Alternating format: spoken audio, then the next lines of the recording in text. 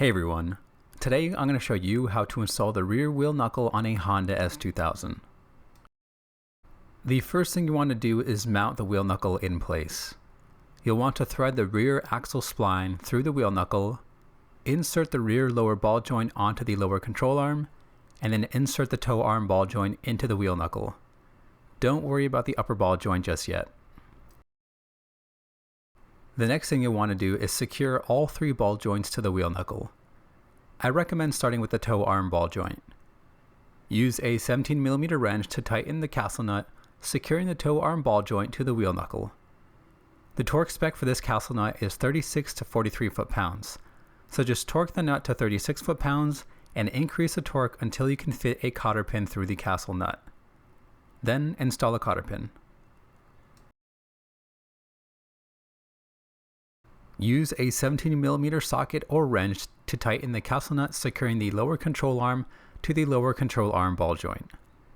The torque spec for this castle nut is 51 to 58 foot-pounds, so just torque the nut to 51 foot-pounds and increase the torque until you can fit a cotter pin through the castle nut. Then install a cotter pin. The upper control arm ball joint is a little trickier than the others. Insert a jack underneath the lower control arm and jack up the wheel knuckle until you can insert the upper control arm ball joint into the wheel knuckle. You may have to wiggle the knuckle and massage the ball joint into place. Thread the castle nut onto the ball joint and then use a 17mm socket or wrench to tighten the castle nut, securing the upper control arm to the wheel knuckle. The torque spec for this castle nut is 36 to 43 foot-pounds for AP1s and 41 to 48 foot-pounds for AP2s.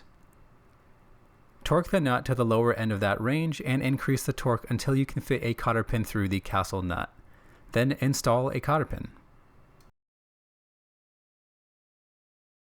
Now that all the ball joints are secured, use a 10mm socket to reinstall the wheel speed or ABS sensor back into the wheel knuckle. Torque it to 8.7 foot-pounds.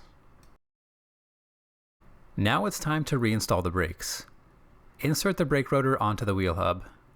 Optionally, install the two screws that secure the brake rotor to the wheel hub.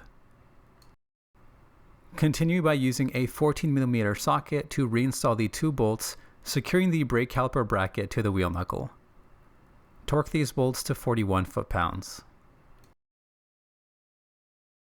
Insert the brake pads into the caliper bracket and slide the brake caliper on top of them. Reinstall the two caliper guide pin bolts, holding the caliper in place with a 12mm box end wrench or socket and a 17mm open end wrench. Place the 17mm wrench on the slide pin and hold it in place while using the 12mm wrench or socket to tighten the bolts. Torque them to 17 foot-pounds.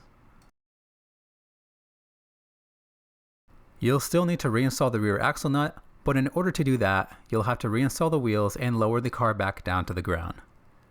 Don't forget to re-engage the parking brake as well.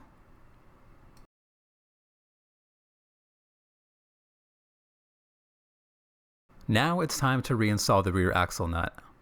I will follow the same steps used to perform the rear axle nut technical service bulletin. Apply a thin layer of grease to the back side of the axle nut and thread the axle nut onto the rear axle.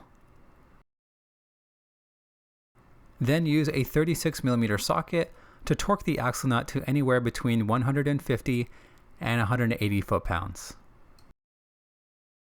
After torquing the axle nut, you will need to tighten the axle nut an additional 60 degrees. You may be able to get away with using a powerful impact gun, but I recommend using a 36mm socket and a 3/4 inch breaker bar. I don't recommend a 1/2 inch breaker bar because it can and will break. You may also need someone to step on the brakes while you do this, because the handbrake won't be powerful enough to prevent the wheels from spinning. Once the axle nut is finally tight, use a hammer and a chisel to stake the axle nut where there is a cutout on the axle spline. If you found this video helpful, give this video a thumbs up. Otherwise, leave a comment down below for a DIY you'd like to see in the future.